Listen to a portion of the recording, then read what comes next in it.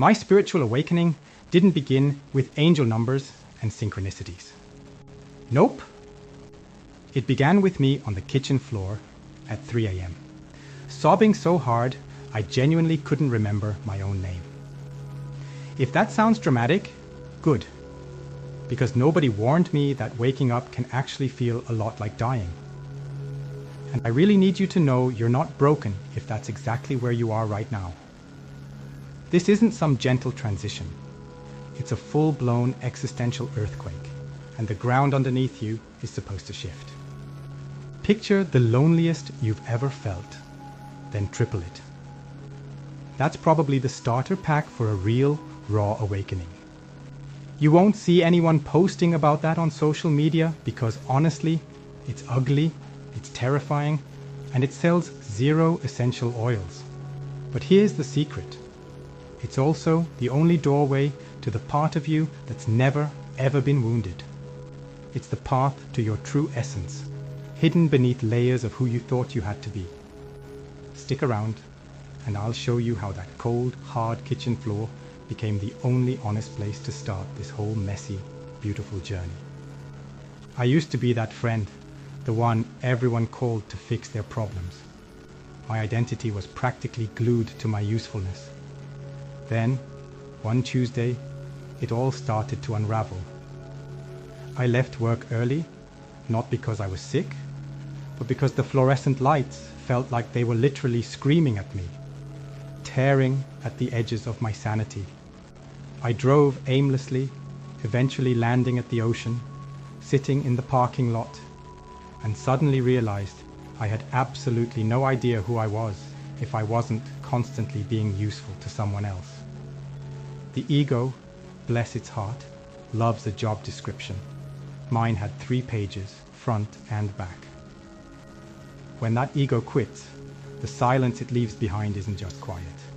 It's deafening, echoing in the vast emptiness where your old self used to be. I stopped answering texts. Friends thought I was depressed, which, to be fair, was accurate, but also profoundly incomplete. I wasn't just depressed. I was imploding, shedding everything I thought I was, so something real, something authentic, could finally emerge. That first week, I slept 14 hours a night and still woke up utterly exhausted, like my soul was digesting bricks, or maybe tectonic plates. I journaled nonsense, just trying to make sense of the internal chaos. I feel like a ghost haunting my own life. Reading it later, through the haze, I saw the truth. Hauntings only happen when something hasn't been laid to rest. In this case, the false self, the one I'd painstakingly constructed for decades, was throwing a final, spectacular tantrum before its inevitable demise.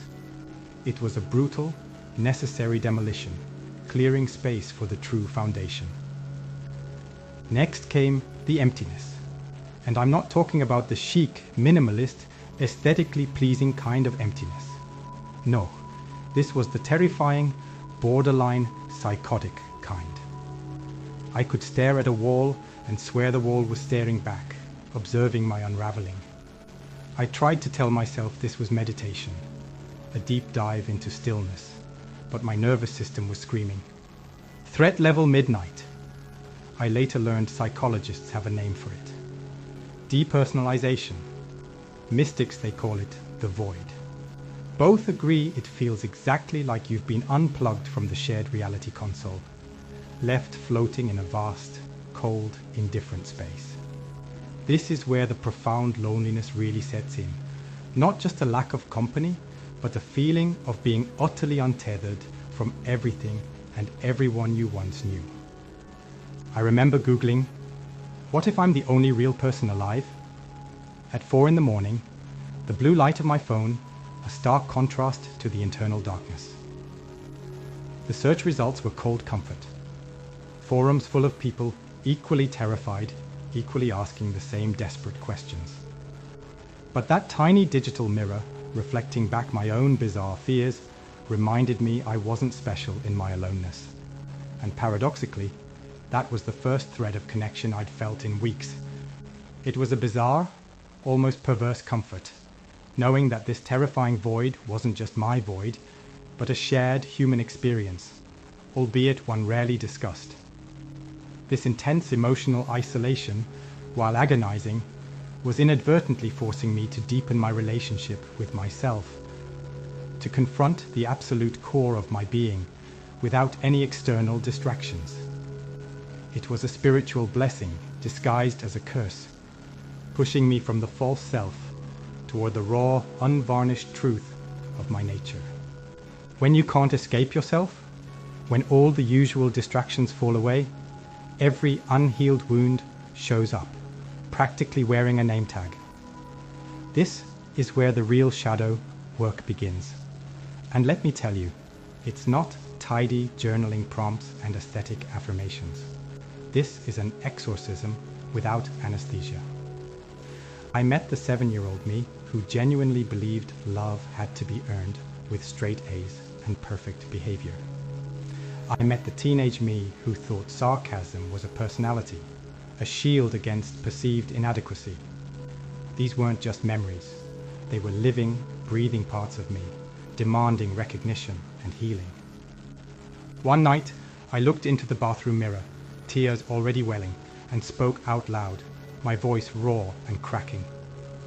I'm so incredibly sorry. I'm sorry I kept you hidden, disowned you, just so I could fit in.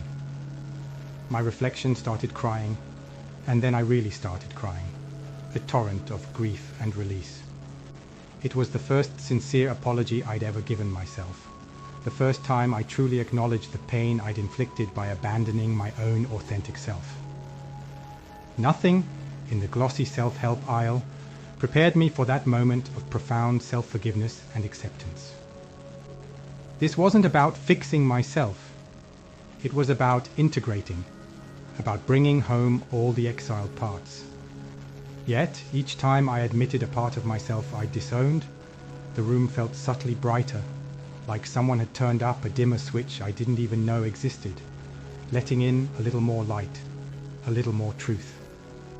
It was a slow, arduous process of facing the fears and pain I'd suppressed for so long, realizing they weren't who I was, but merely experiences I had held on to. This confrontation was a profound inner cleansing, step by painful step. In my desperate attempt to control the chaos, I tried to speedrun the pain. Cold showers, extreme fasting, binging plant medicine podcasts, anything that promised a shortcut or a spiritual bypass. The universe, in its infinite wisdom, just yawned.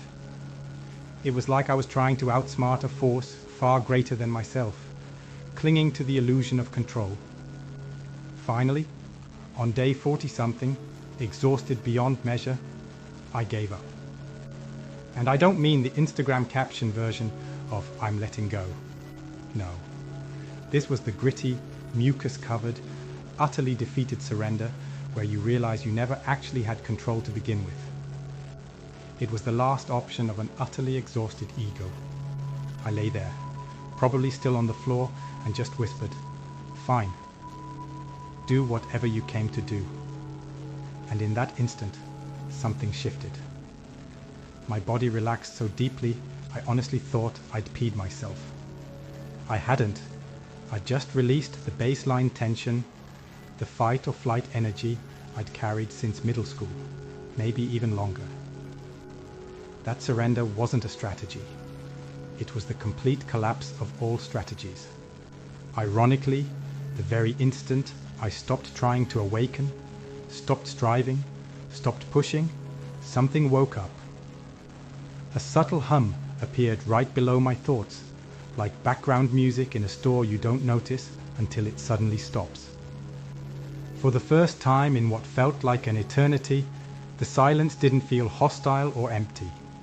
It felt friendly, even welcoming.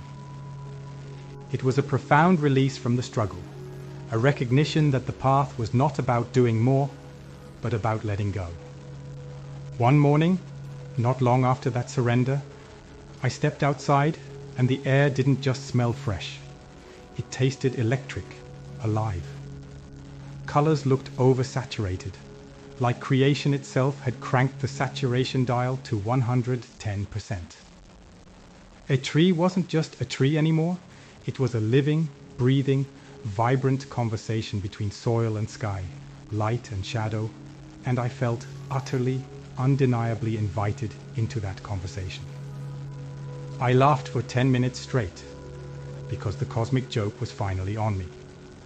I'd been starving for connection, desperately searching for it, while swimming in an ocean of it the entire time.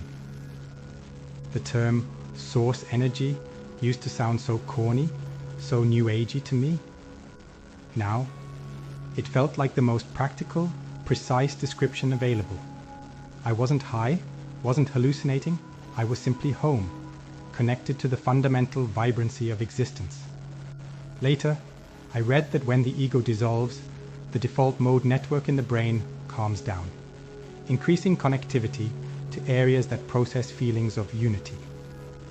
Scientists can actually measure what mystics have been describing for millennia. Separation isn't a truth.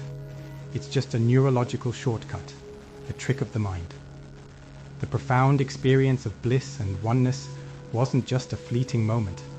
It was a glimpse into the divine nature within, a powerful reinforcement of the transformative potential of having endured the isolation and the void. It was a deep, undeniable connection to the source, a palpable sense of belonging to something vast and beautiful. Awakening isn't a weekend retreat. It's a lifelong curriculum. It's not a destination you arrive at and then just chill. I still get triggered in traffic, believe me. The crucial difference is, now I watch the anger rise like a weather pattern instead of instantly becoming the storm. I observe it, acknowledge it, and then let it pass. I schedule solitude on purpose now, not as a punishment, but because I've learned that aloneness is a spiritual blessing, cleverly disguised as loneliness. It's where I recharge, where I reconnect with that quiet hum. Some friends fell away. They couldn't quite relate to the new me, and that's okay. The ones who remained, though, they met the real me, not the over-smiling, people-pleasing GPS version that used to navigate solely for their comfort. My mom, ever observant, said, "You're quieter, but somehow louder." I took that as the highest compliment. The agony didn't magically end. Pain is still pain. It's part of the human experience. But it stopped being a problem. Now, it moves through me instead of setting up a permanent camp. I've traded coping mechanisms for genuine curiosity, for an open-hearted engagement with whatever life brings. And that swap, that simple internal shift, has saved my life in ways I never thought possible.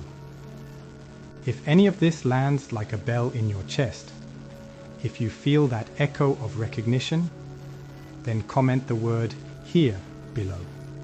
Let the algorithm know we're not alone in this messy, beautiful journey. Your story, your simple "here," might just be the permission slip someone else desperately needs to feel seen. And if you want more raw, unfiltered field notes from the awakening trenches, tap subscribe. No gimmicks, just genuine solidarity and shared understanding. In the description box below, you'll find free tools and resources to help you bridge healing, stillness, and creation, the 3 pillars of awakening. They're there to help you clear the noise, calm the body, and step into alignment with who you truly are. Nobody hands out flyers for the dark night of the soul because, let's be honest, it's terrible marketing.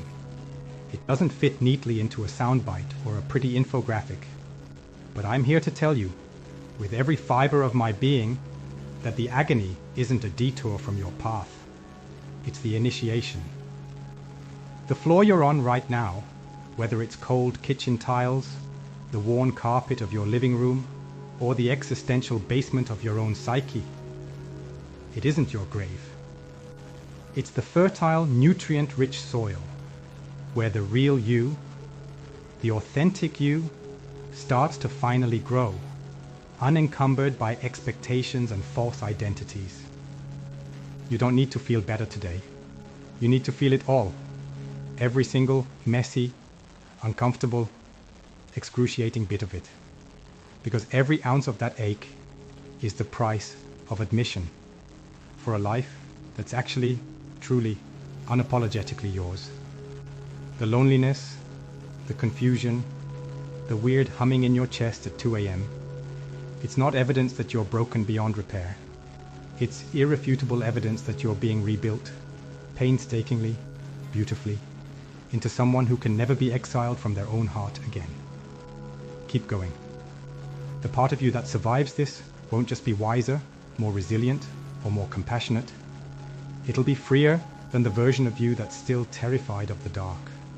And when you finally touch that current of source energy, that undeniable connection to everything, you'll realize the agony wasn't the enemy at all. It was simply the last loyal employee of an identity that needed to close shop. So your real life, your truly authentic life, could finally begin. Keep going. The part of you that survives this will not only be wiser, it will be free.